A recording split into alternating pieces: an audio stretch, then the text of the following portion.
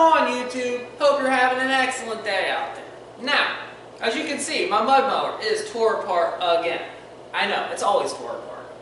Why is it tore apart? Did you watch my last video? Because you would know why. What I'm working on today, or going to build, is this. The company that builds these tractors call this a tie rod. No. This is not a tie rod. This is just a rod with some fancy looking ends on it that actually go down like this. Those ends poke into these plastic bushings. This is the good one. That's the end. And even the good one, look at all that slop, all that play. And a good one like this can turn into a bad one. Let me get it spun around like this. We don't want that. We're getting rid of these. We're getting rid of this setup. And we're getting rid of the rod. Now, let's build.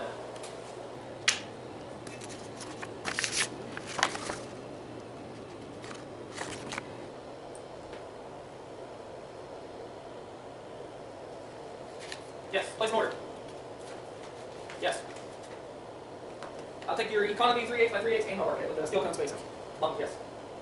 Yes.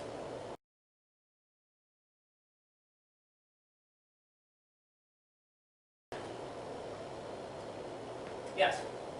Okie dokie.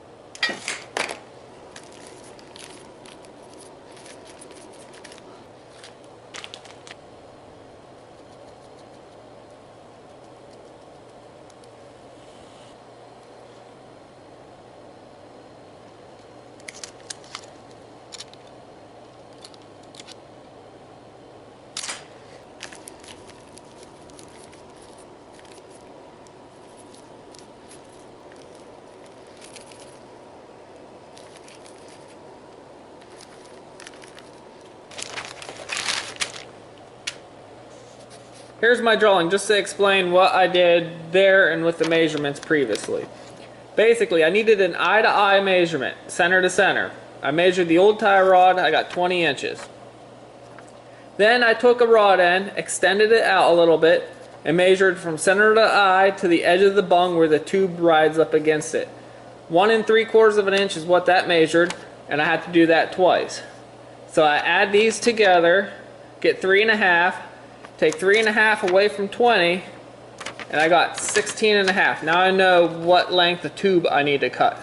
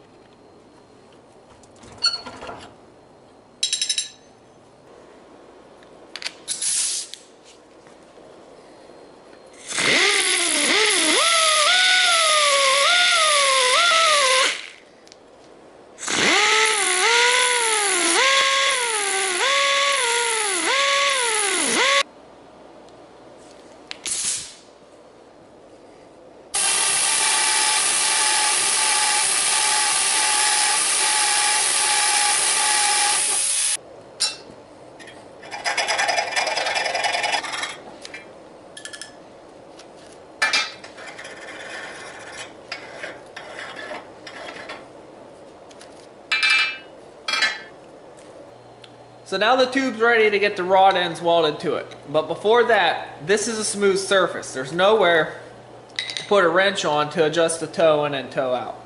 So what I'm going to do is take a big 3/4 inch nut, bore the center out, get it to slide over the tube, and then weld it somewhere about here. And then I'll weld the rod ends in.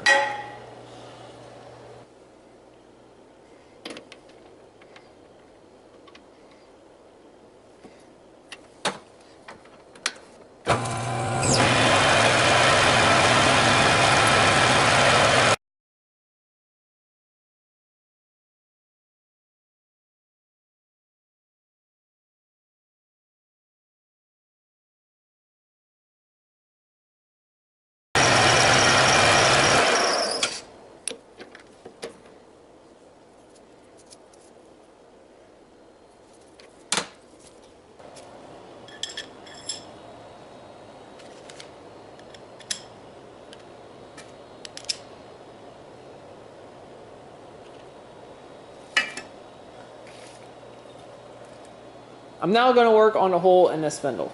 I have a couple options. Option 1, fill it full weld, drill a new hole and at 3/8 in it. That's what I'm going to do. I picked that because when I drill the new 3/8 hole, I want to space it as far back as possible. I basically want to put the edge of the 3/8 hole at the edge of the original hole. And that way, since I'm running a bigger tie rod diameter, that spaces the tie rod away from the front axle beam and the axle beam housing, hopefully far enough that it does not interfere. And if it does, then I'm going to have to extend this bracket out some and deal with that down the road. But we'll see if that works and go from there. Second option was machine a plug that fits down in here with a 3/8 hole in the center. I was liking that, but like I said, I want to shift my hole as far back as possible.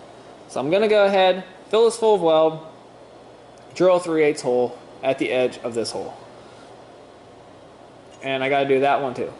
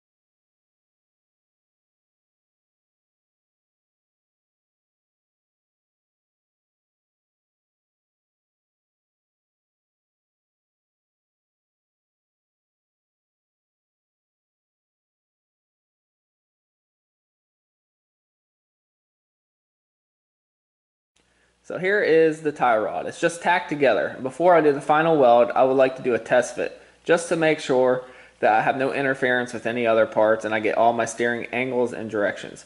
So I got a little bit of hardware, cone spacers, couple bolts shoved down through the holes. Let's go test fit it. Put that in through there, that sits there, sit that there. Set a cone spacer underneath. Put a cone spacer on a bolt. Put the bolt through, line everything up, go through the hole, find a hole, there you are. Come this side, do the same thing.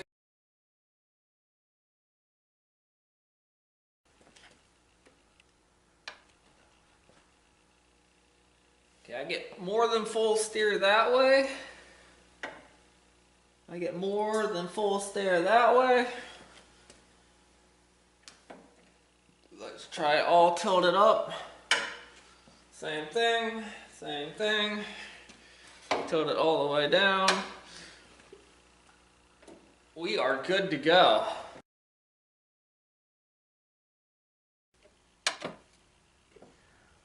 So that's a quick shot of the cone spacers, just how they go in there. I don't know if you guys can see this, but it is cold in here and I'm froze. But check this out, this is amazing. Look at that. I know the camera doesn't show how like tight and smooth the steering is now, but let me tell you, it is amazing. It's actually responsive. Before, you could grab this spindle here and start turning it. It'd take like 10 seconds before the other spindle would start following. Now it's right there. It's like a team player. God, I can't wait to drive this thing. It's going to be a noticeable difference. Alright, I'm done gooing and gawing over this thing. Here's what I'm going to do. I'm going to wrap this video up here, and I'm going to wrap this build up here. If you want to see a third video of me doing the final welding on this thing, cutting that god-awful nut off of there, and either grinding some flat points on the bung for a new adjustment point, or I just found a 5/8 nut. It utilizes a 15/16 wrench, and since 15/16 is bigger than 3/4, I can bore this one out to 3/4, slide it on to where the old nut was, and weld it into place. And it's not really the design of the nut I dislike on this, it's the size of that one. That one's just too big, it's huge, it's unproportionate. So I can do that. And then the final thing would be paint or powder coat. So if you want to see that in a video, hit me up, give me a comment saying basically, hey, make that video, and I'll do my best to make it. But as of right now, I don't plan on making it. And I gotta get argon to weld this anyway, so it's gonna be a little bit. Now, one other thing with this tie rod, that was like a $50 improvement right there. I had 30 bucks wrapped up into the rod end kit. The tubing's 10 bucks at Tractor Supply. I do not recommend using that tubing. Buy a piece of DOM. I figured 20 bucks should get you at least a 24-inch piece of DOM shipped to your place. So that'd be 50 bucks right there. Well worth the money in my book. That's just amazing right here. That's night and day difference. Now, if you've been following, you've seen me do the spindle modification. Now the tie rod, here is what I'm actually doing. I'm going from wheels to wheel. I'm going through everything. If it's part of the steering front end, I'm going through it. I now want to start removing all the parts and either modifying them or reinforcing them. And then I want to put them back on. I want to try to take or make stock mower parts, make them perform, make them handle, and make them last. So subscribe to the channel because you don't know what could be coming up next. It could be getting rid of that play. It could be there's spindle play in here. It could be getting rid of that. It could be an axle housing modification. It could be an axle beam reinforcement. So subscribe because there's a bunch of videos coming up on the entire steering system. I want to make this thing perform and handle. But as always, thanks for watching. Leave me a comment. Tell me what you like about the videos. Tell me what you dislike about the videos. I want to try to improve my video quality a little bit and basically up my content. Other than that, like I said, thanks for watching. Have fun and enjoy.